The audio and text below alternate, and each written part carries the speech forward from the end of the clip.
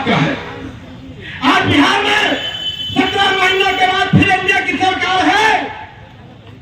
आप लोगों ने अंगुली उठा उठा करके मीडिया के सामने जनता दल के लोगों ने ध्यान दिया, बिहार सरकार के मंत्रियों ने ध्यान दिया कि उस आरक्षण पर नीतीश कुमार का साइन है। मैं उन साथियों से कहना चाहता हूं और पूछना चाहता हूं कि अगर आपने उस आरक्षण को दिया है तो आरक्षण का लाभ आज भी अति पिछड़ा समाज को, दलित समाज को, कुशवाहा समाज को, कुंभी समाज को क्यों नहीं मिल रहा है? आखिर क्यों नहीं मिल रहा है? सिर्फ एक व्यक्ति तेजस्वी प्रसाद यादव जी महागठबंधन की सरकार नहीं है। साथियों, यह बात समझने की चीज है, क्योंकि हम लोगों की लड़ाई जिन लोगों के साथ है, ये शातिर लोग हैं, ये चालाक लोग हैं, ये चतुर लोग हैं।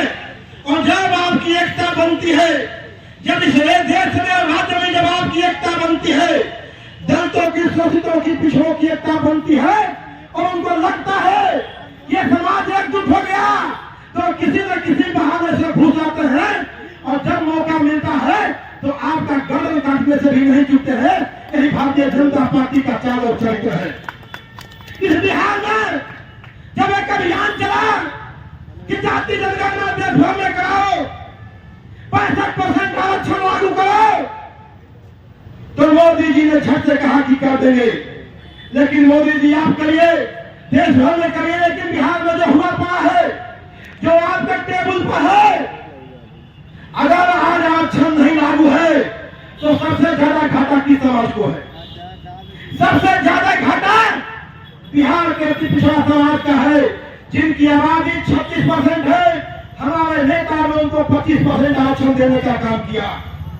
दूसरा सबसे घाटा दलित समाज को है, जिनको 20% आरक्षण देने का काम किया गया।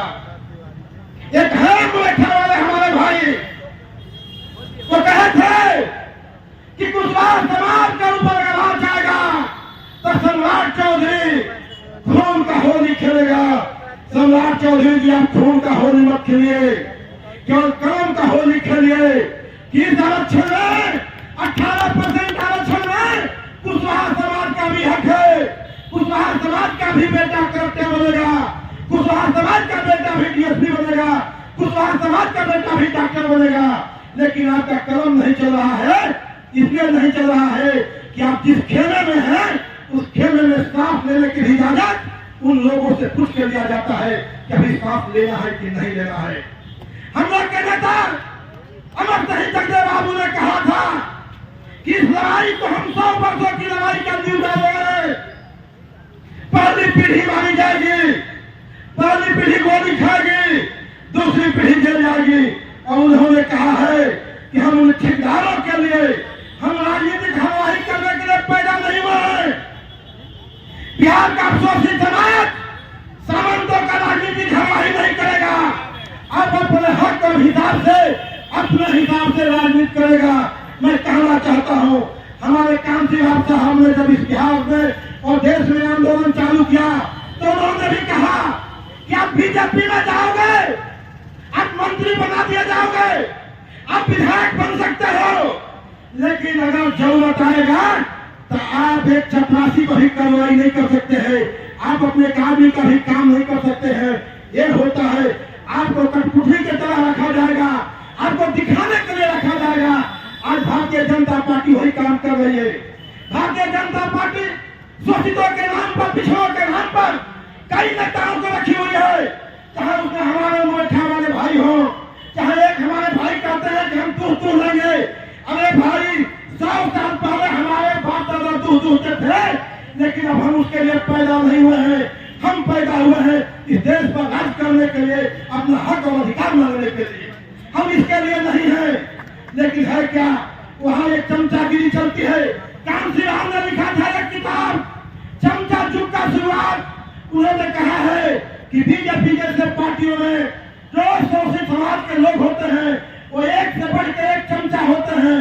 वो अपने समाज की काम नहीं करा सकते हैं, लेकिन अपने नेताओं को खुश रखने के लिए, अपने साहब को खुश रखने के लिए एक से एक पानी, एक से एक भाषा का उपयोग करते हैं ताकि उनका मालिक खुश रहे और ये उनकी हरवाही करते रहे।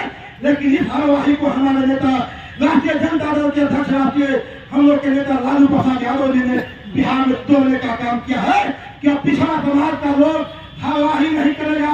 अब पिछड़ा समाज का लोग अपना खेत स्वयं जोतेगा, अपना फसल स्वयं उपजाएगा। साथियों, इसी के लिए मैं आपको आह्वान करना चाहता हूं कि 62% आरक्षण पर कुल विभाग का बैठे हुए हैं। अभी प्रधानमंत्री जी आएंगे, अच्छी अच्छी बातें कहेंगे, मीडिया उनकी बातों को चलाएगी, लेकिन जानते हैं हमारी लड़ाई जिन लोगों से है वो बहुत चालाक और चतुर लोग हैं। मीडिया उनके पास है, इस देश का संपत्ति उनके पास है, इस देश का ब्यूरोक्रेट उनके पास है, इस देश का न्याय उनके पास है। हमारे पास अगर लड़ाई लड़ने के लिए कोई है, यही आम आवाम गरीब जनता है जिसके सहारे हम इस लड़ाई को लड़ने जा रहे हैं।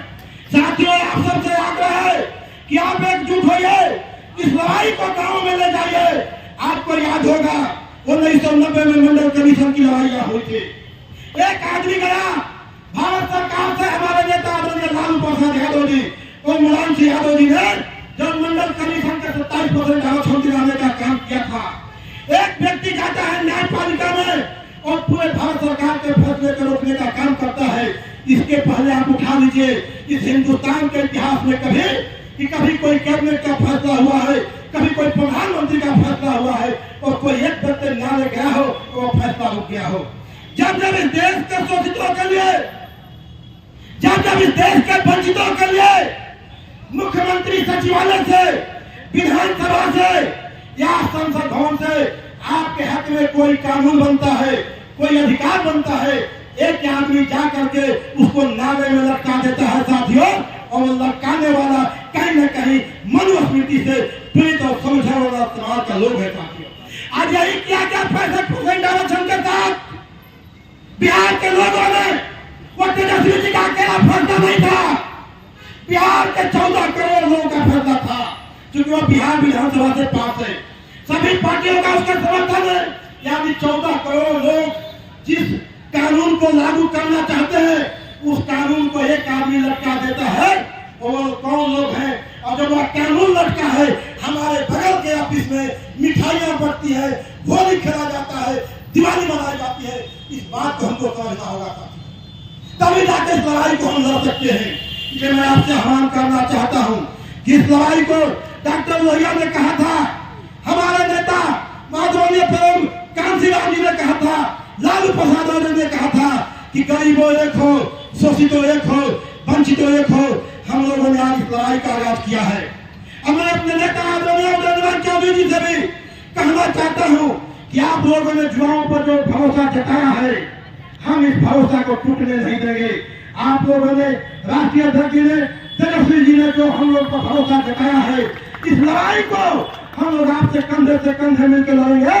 और इस लड़ाई को अगर नहीं लागू हुआ, इस लड़ाई को हम गाँव में लड़ेंगे, खेतों में लड़ेंगे, खलिहानों में लड़ेंगे, बस स्टैंड में लड़ेंगे, चौक पर लड़ेंगे, चौराहे पर लड़ेंगे और सभी लोगों को एकजुट करके उस तानाशाह शासक को झुकाएंगे।